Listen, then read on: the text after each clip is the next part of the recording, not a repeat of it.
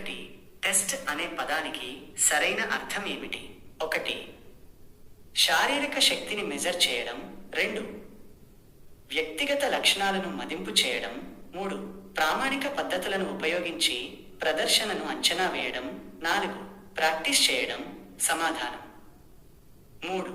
ప్రామాణిక పద్ధతులను ఉపయోగించి ప్రదర్శనను అంచనా వేయడం. 2. ఫిజికల్ ఎడ్యుకేషన్లో టెస్ట్, మెజర్మెంట్ మరియు ఈవాల్యుయేషన్ ముఖ్యత ఏమిటి? 1. విద్యార్థుల శారీరక సామర్థ్యాలను గుర్తించడానికి. 2.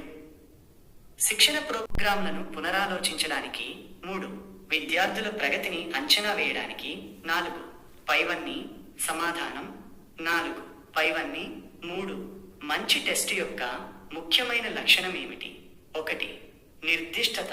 2. ప్రామాణికత. 3. నమ్మకదారిత్వం. 4. పైవన్నీ. సమాధానం.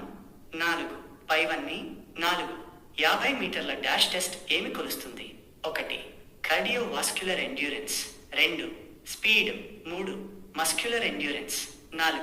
ఫ్లెక్సిబిలిటీ. సమాధానం. 2. స్పీడ్. 5. మాక్సిమం స్పీడ్ కోసం ఉపయోగించే టెస్ట్ ఏది? 1. 30 మీటర్ల dash with flying start. 2. Cooper 12 నిమిషాల run walk test. 3. Standing broad jump. 4. Bent knee situps. సమాధానం. 6. కూపర్ 12 నిమిషాల రన్ వాక్ టెస్ట్ ఏ కోశాన్ని కొలుస్తుంది? 1. Speed. 2. Muscular endurance. 3. Cardiovascular endurance. 4. Power. సమాధానం. 3. Cardiovascular endurance. 7. Standing broad jump ద్వారా ఏది కొలుస్తారు? 1. Flexibility. 2. Explosive power. 3. Muscular endurance. 4. Speed. సమాధానం. 2. Explosive power. 8.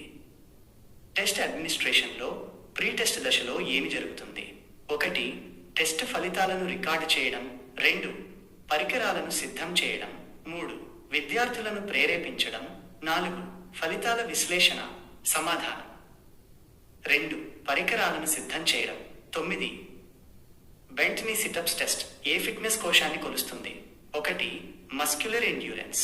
2. Speed. 3. Explosive power. 4. Cardiovascular endurance. సమాధానం. 1. Muscular endurance. 10. 50 మీటర్ల డాష్ యొక్క పరిమాణ పద్ధతి ఏమిటి? 1.